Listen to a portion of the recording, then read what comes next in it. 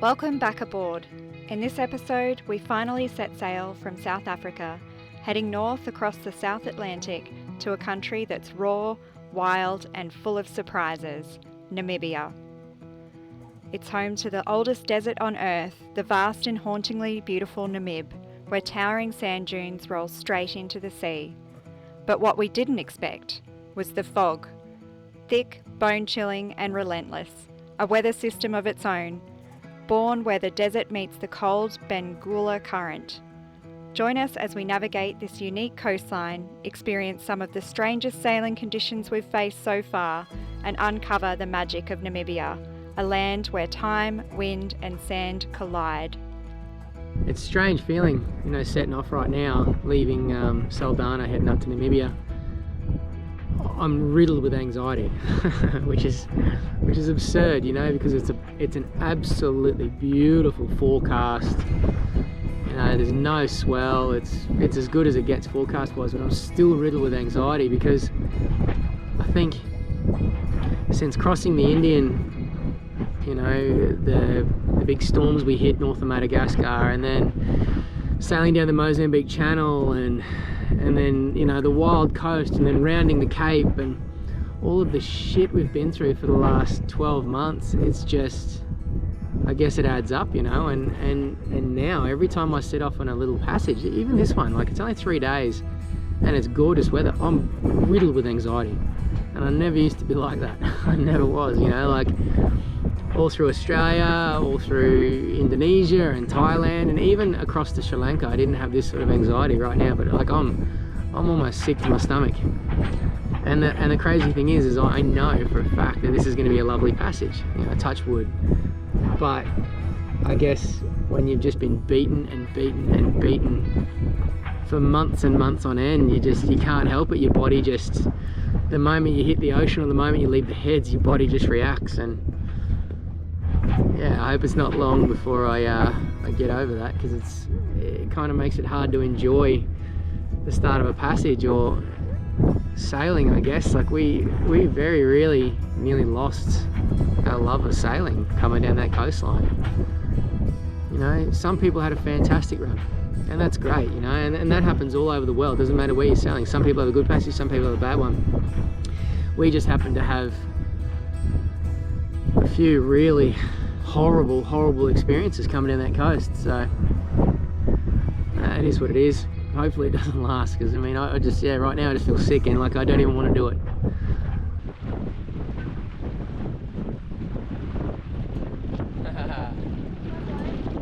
Little seals, see them?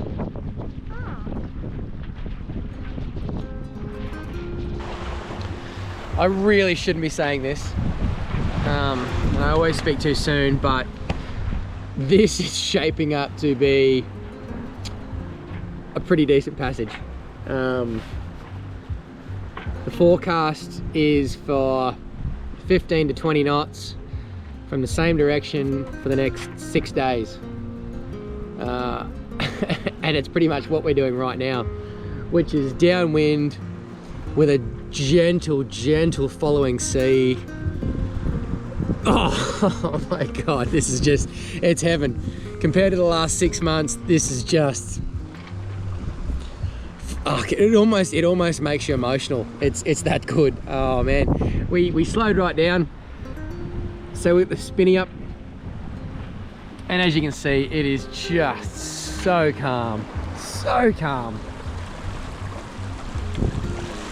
Following sea, it's about 1 meter a swell, but the period must be 16 seconds. It's ridiculous.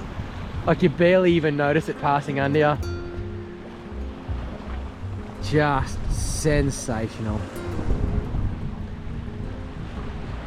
We're getting word from friends of ours who have pretty much just crossed the Atlantic, and they've just arrived up in Grenada, and they've done pretty much the same path as us, bar going to Namibia. They kind of went from here to St. Helena, and then Fernando in the top of Brazil there, and then straight up to Grenada. And it's Dave, actually, the Kiwis, he messaged me and just said, mate, you are going to love the Atlantic. So that's got me excited. We're not following the same path. As I alluded to before, we're going to do spend some time here in Namibia, and then we're going to cross over to St. Helena, which is that British island right in the middle of the Atlantic there. And then we're going to shoot straight across to Salvador in Brazil, where we plan on spending a good 3 months. Not just in Salvador, but on that Brazilian coast, before heading up north towards Trinidad and Tobago. The reason being, we don't want to arrive in the Caribbean during hurricane season. So we figured it was best to go and hang out in Brazil, check the place out, learn some Spanish, and maybe get some surf.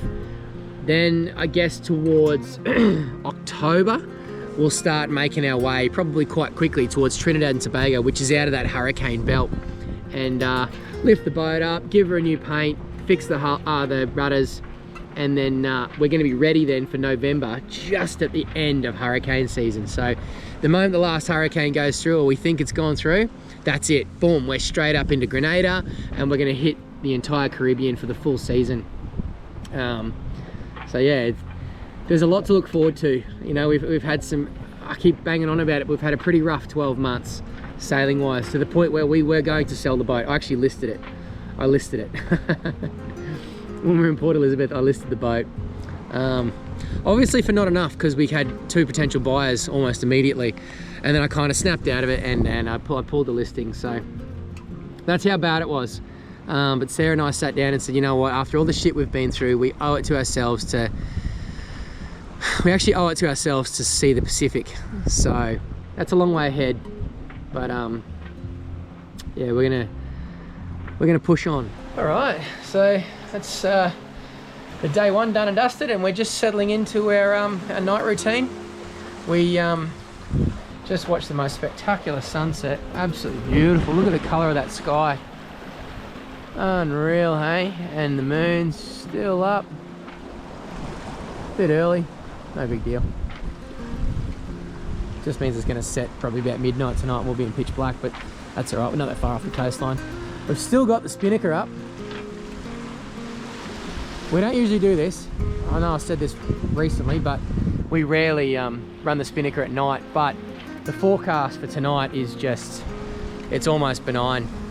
Sort of 10 to 15 knots all the way through until about midday tomorrow. The Cape Index is like 25 kilojoules, nearly the lowest I've ever seen. There's no swell, there's no ships, there's nothing out here. So I made the decision to keep the spinny up, just to keep us moving. There's not enough wind for the head sail to keep us chugging along at a good pace. And we've got bugger all fuel, so I don't want to be motoring. So yeah, spinny will stay up. Anything goes wrong, we know how to flag it and douse it really, really quickly, so it won't be a problem. But look, touch wood, I can't see anything going wrong. Our littlest crewmate is a great help in the galley while we're underway. There. What's Daddy's little chef cooking? Spag bowl. Spag bowl. What ingredients have you got in there, dude? Onions, celery, carrots, meat, a little bit of sugar, and a little bit of salt, and some red wine. And some what? And red wine. And tomatoes. You're not drinking the red wine, are you? Yeah, you know me. Put a little bit of vodka in there. Yeah, you're a clown. Smells good, kiddo. Your sidekick isn't doing much though. It's pretty useless. Mm. You got tomatoes in there too, Yeah. Good. Morning. It's night 1 done and dusted. As you can tell, it is absolutely freezing here. I can't stop shaking. I'm not even sure what the temp is. I think it's about 10 degrees. But just with that breeze, it's freezing. We made pretty good ground last night. We kept the spinnaker up all night and caught up to the Kiwis. They're about 20 miles ahead of us. I think they're about, I don't know, 3 or 4 miles behind us at the moment. It was eerie this morning, you know. I woke up and there was just stars, you could see land and everything, and then all of a sudden this big, thick fog just rolled in. It's sort of dissipating now, but it kind of comes and goes in waves. There's another wave of fog coming through now. You can just see it on the horizon there. Intense. Sea state's still beautiful. Slightly more, just a tiny bit more on the beam now, but it's still really comfortable. Everyone's sound asleep. Brody and Sarah did the heavy lifting last night. Broads went through to about 1 o'clock, and then Sarah got up and did till 4:35. So I pretty much slept all night. Well, sort of. I sleep in the cockpit, but yeah, it was good. It was nice they did that.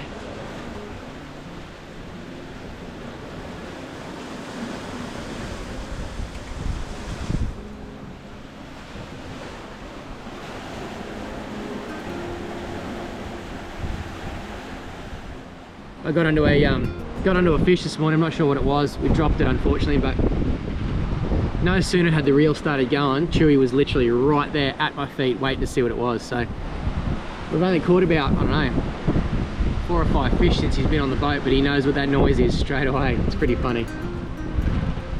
Oh, that lure looks like it's bouncing actually. That's no good. I'm gonna have to fix that. Just make out the rod. Right there. Rod tip just bouncing. We saw Albatross, which was pretty cool. Still pretty good conditions out here. We're not far off putting the spinnaker away, to be honest.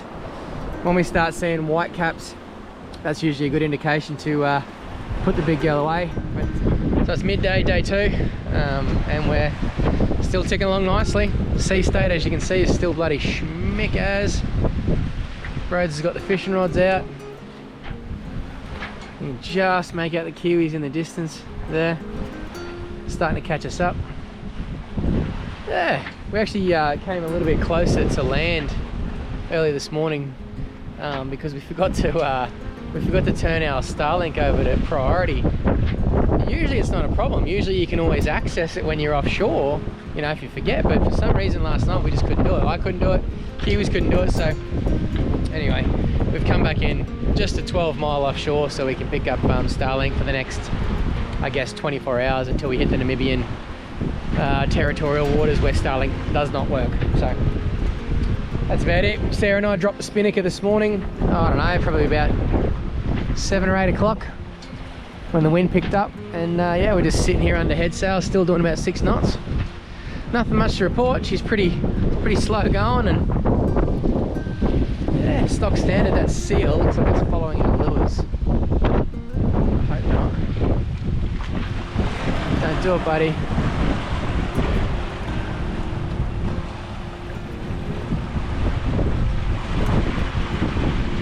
No, he's gone, I think. Got 2 lures out in the teaser. I feel like I hooked onto a mahi this morning but dropped it. Could be wrong, could have been a tuna, but anyway, that's life. That's a seal there.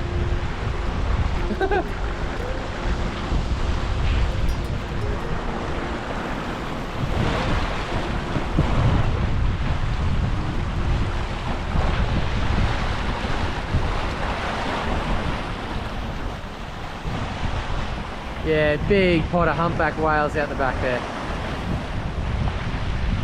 That was cool. Seals everywhere.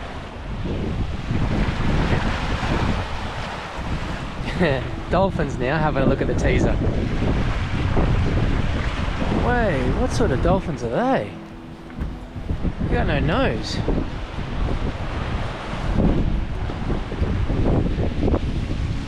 Where'd you guys go? There they go.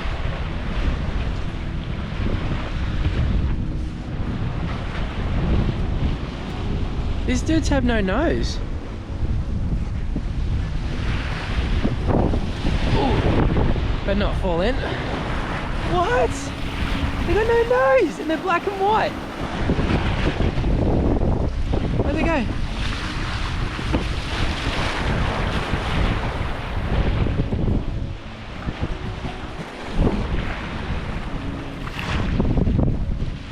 No way.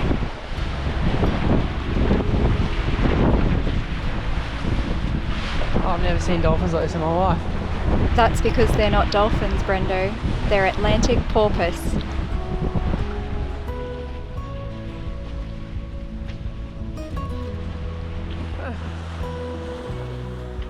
No way. It reminds me of this scene from our favourite movie, Walter Mitty.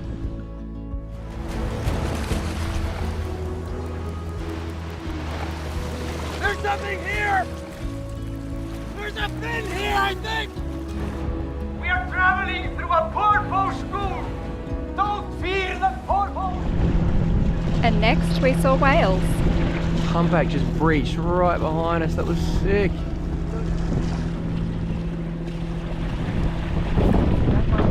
There it is. Boom! Awesome. There you go. This is what day 3 looks like. Sun's trying to come out. Trying to. It was very much pea soup earlier. Yeah. Miserable. We've been motoring since, I don't know, And it's bloody freezing. 9 o'clock last night. Wind was forecast to be 10 to 15 and we've had 3. Yeah, it is what it is. That's life, I guess. This is still better than having the shit kicked out of you in the Indian, that's for sure. Not boring at all, is it? Motoring sucks. Motoring sucks. We've seen lots of life though this morning. Whales, sharks, seals, albatross. Cool. And those weird little dolphins last night, the black and white ones in our nose. Yeah, Look yeah. cool.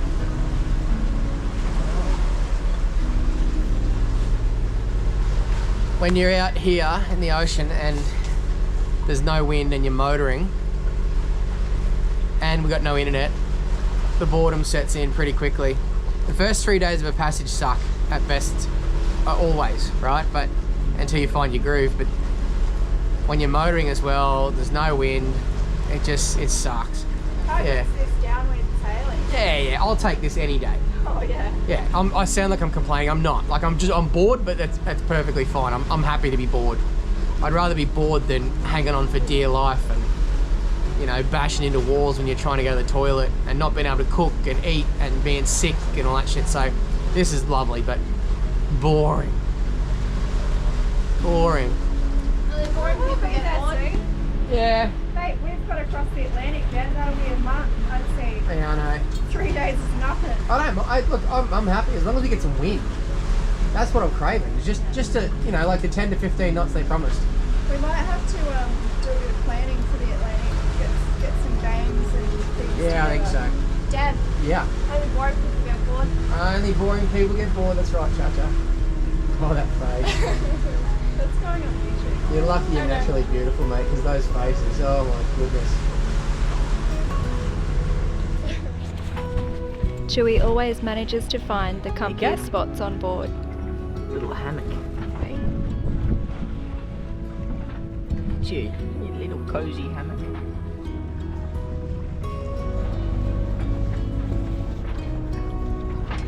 Look at his eyes.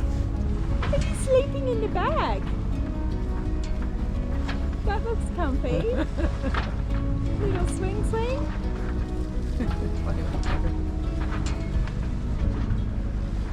Loves that spot.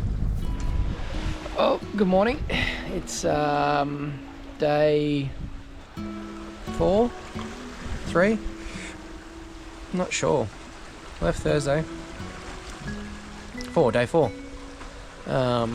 Nothing to report from yesterday afternoon or last night. The wind was really light. We had the spinnaker up most of the night. Probably should have it up right now, but the forecast was for the wind to pick up and it hasn't done yet. Heaps of drilling rigs last night, which was pretty crazy to see. But yeah, light winds. We sort of averaged 3 and 4 knots all night last night. Right now we're only doing about 4. We've just got the head sail up. Like I said, we probably should have the spinny up. And I will raise the spinny once someone gets out of bed, either Brody or Sarah. It's just a bit of a mission to do it on my own. Seas are still pretty calm. No wildlife this morning, apart from one seal. No fish, unfortunately. And it looks like there's a big fog bank just coming in again.